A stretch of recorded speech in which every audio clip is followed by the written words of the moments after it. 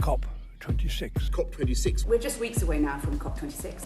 Oh, COP stands for Conference of the Parties, and this will be the 26th. They are attended by heads of state, climate experts and campaigners, and their purpose is to produce an international response to the climate emergency. But instead, it seems to have turned into some kind of opportunity for countries to negotiate loopholes and to avoid raising their ambition.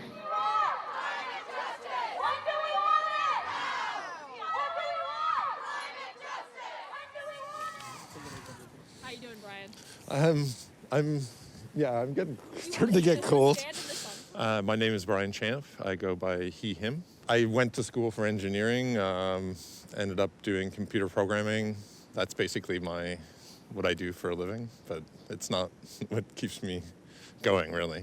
More recently, I've been involved in helping pull together a coalition called Climate Voice, which includes Indigenous groups, labor groups, social justice groups, climate justice groups, and so on, and looking to broadly mobilize for real action on climate. I'm Chloe C., and I use she, her pronouns. I am a student at the University of Toronto. I'm a third-year undergraduate student. I'm actually double majoring in neuroscience and health policy. It wasn't until 2020 when the pandemic hit and the BLM movement had their resurgence after George Floyd was murdered. That was the point when I was like, I need to get involved. I need to do something. I can't sit at home all day. And I tried to join as many organizations as I could.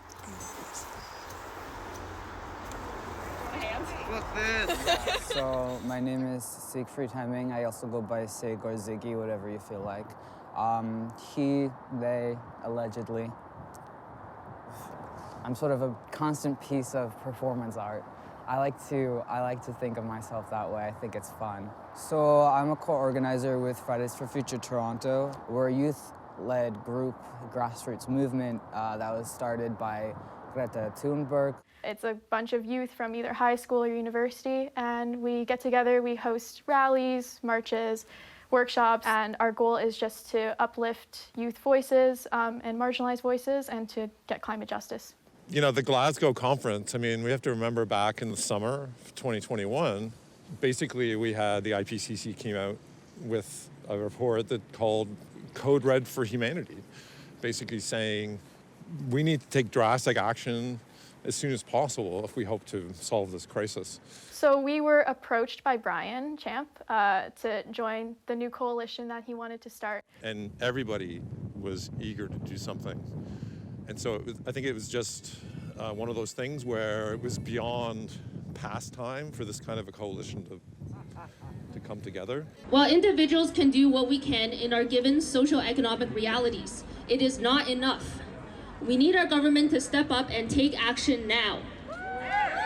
Because this is an important year, there would be a lot of media attention and hype around it. And also, I've been involved in previous COPs. And so I was able to talk about 4 main asks for the world leaders at COP26. Global phase out of fossil fuels. We demand commitment to Canada's fair share at COP26. An end to all fossil fuel subsidies. No new fossil fuel development and infrastructure. No false solutions. And commitments to invest in energy efficiency and renewable energy. Workers must have a seat at the table where climate action is being debated. I think for workers, it's about how do we actually take people who are working in these bad, carbon-intensive jobs, how do we actually create an impetus from below in workplaces and so on that can actually challenge decisions that are made both in the workplace where workers are, but also like joining movements that can actually pressure for real programs for just transition. I just wish more people understood that we're not fighting for ourselves, although of course we are that as well, but we're fighting for everyone, because that's really the issue here, is that every person is at the wrong end of the system right now. Right now, I think the most pressing issue in so-called Canada is the continued attacks on Indigenous rights and Indigenous sovereignty. I am really disappointed by how little coverage some of those issues are getting. Name Skylar Williams from Six Nations of Mohawk, Wolfland.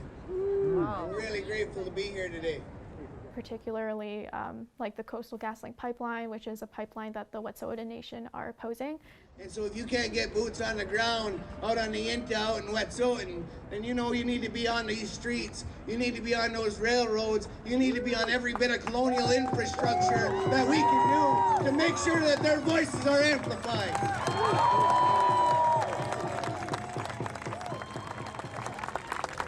Hello, my name is Logan Stotts. I'm a singer, songwriter, storyteller, Mohawk, Turtle Clan from Six Nations. The song is 6 miles each side of the river, so the reference is to the Haldeman track.